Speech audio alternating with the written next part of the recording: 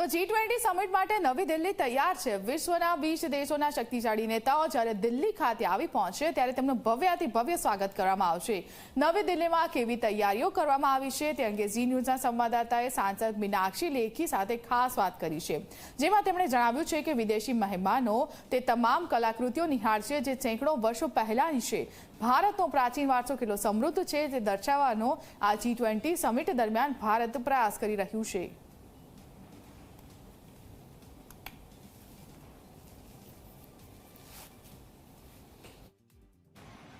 दिल्ली में G20 का मंच सज चुका है। दुनिया भर से मेहमान पहुंचने लगे हैं। भारत के पास दुनिया को दिखाने के लिए बहुत कुछ है। तो दिल्ली से क्या मैसेज देना चाहता है भारत, इस पर बात करने के लिए हमारे साथ हैं विदेश राज्य मंत्री मीनाक्षी लेखी जी। मीनाक्षी जी, बहुत बहुत स्वागत है ज़ी न्यूज़ में। धन्यवाद प्रकाश जी। मुझे ये बताइए कि अब विदेशी मेहमान तो पहुंचने लगे हैं, इतना बड़ा आयोजन आप लोग लगे रहे हैं लगातार तैयारियों पर, 200 से ज़्यादा बैठकें G20 की, क्या मैसेज हम यहाँ से दिल्ली से दुनिया को देंगे? देखिए, मैसेज जो है दिल्ली से वो पॉजिटिविटी का मैसेज है। अपनी धरोहर और अपने जो वैल्यू सिस्टम है दुनिया को बताने का मैसेज है कि हम हैं ऐसे तो क्यों हैं और हमारा इतिहास कितना पुराना है।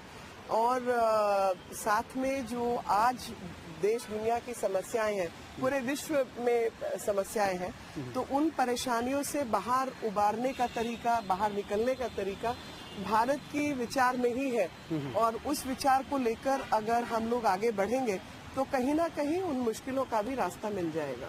जिस परिस्थिति में ये आयोजन हो रहा है, यूक्रेन क्राइसिस चल रहा है, भारत के समक्ष चुनौतियां बढ़ गई हैं, 2 वर्ल्ड लीडर भी नहीं आ रहे हैं, चीनी राष्ट्रपति, रूस के राष्ट्रपति, किस तरह से भारत देखता है? देखिए, दोनों देश किसी न किसी फॉर्म में रिप्रेजेंटेटेड है। और हमारा आयोजन है जो कि हमने बहुत खुशी और मेहनत के साथ और बहुत अच्छे से किया है। और हमारा प्रयास रहा है कि हम देश दुनिया को सबको साथ लेकर चलें। और ऐसे में कोई भी देश तय कर सकता है कि उसने किस लेवल पे अपने आप को प्रस्तुत करना है। तो रूसी राष्ट्रीय अध्यक्ष ने प्रधानमंत्री जी को फोन भी किया, बात भी की, और उन्होंने अपने फॉरेन मिनिस्टर को भेजा। उसी प्रकार से चीनी राष्ट्रपति जी जो है वो जी आए या ली आए, प्रधानमंत्री आए, तो उच्च स्तर के नेता वहां से भी आ रहे हैं। तो ऐसा कुछ इस पे टर्न नहीं होता, क्योंकि उस देश का जो कहना है या जो उनका विचार है वो पहले वो सब चीजें जो है आ चुकी होती हैं।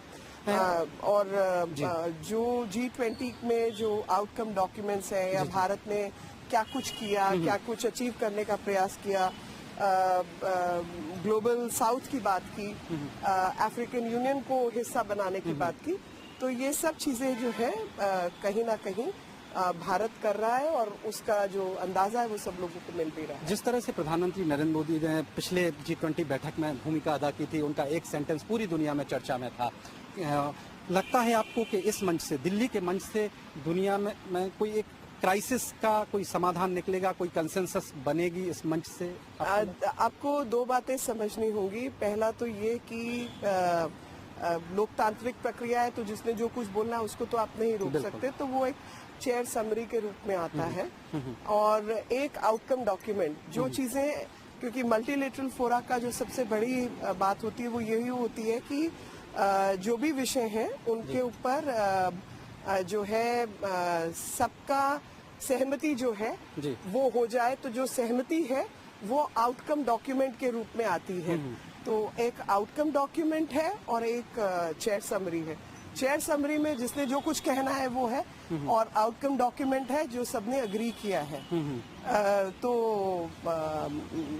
इस प्रकार से जो उसकी प्रोसेस और प्रोसीजर है वो चलेगी। ये देखिए, ये बहुत कुछ है हमारे पास दिखाने को, ये धरोहर भी दिखाएंगे जी। ये सील्स है, और ये सील्स है, ये बुद्धिस्ट पीरियड का शोकेस है, जहाँ पर हमने बहुत सारी चीजों का आयोजन किया है। दंपति है, सील्स है, और हम तो मैं कई बार ये बात कहती हूँ, और आज आपने मौका दिया तो आपको माध्यम से और भी चीज लोगों को बताना चाहती हूँ। ये देखिए, ये हड़प्पन गर्ल,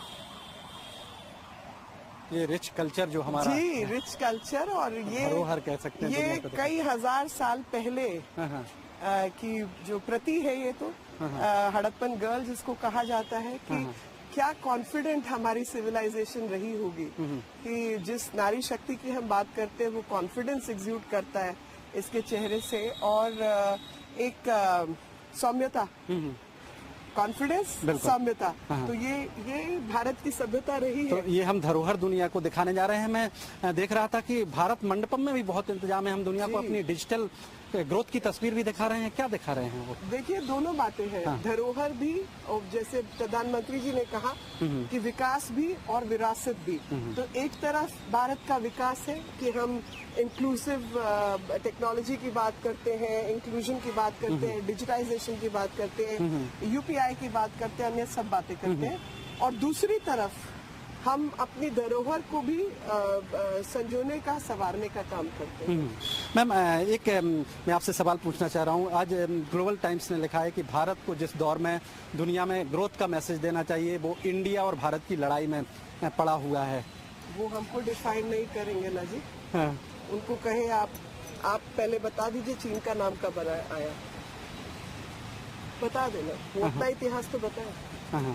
छोड़िए इन सब बातों में कुछ नहीं रखा। और हम अफ्रीकन जो हमारे नए मित्र राष्ट्र हैं, इस दिल्ली के मंच से अफ्रीकन यूनियन को लेकर भी भारत बहुत पॉजिटिव है। लगता है कि सफलता मिलेगी इन सबको मेंबर? बिल्कुल मिलेगी जी, भारत को सफलता जरूर मिलेगी और भारत की सफलता के चर्चे चारों तरफ हैं।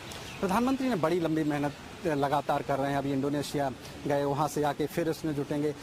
आपको कितना चुनौती भरा लग रहा है कि ये सब प्रधानमंत्री इतना दौड़ भाग करके और इतने बड़े आयोजन को आप सब लोग लगे हैं?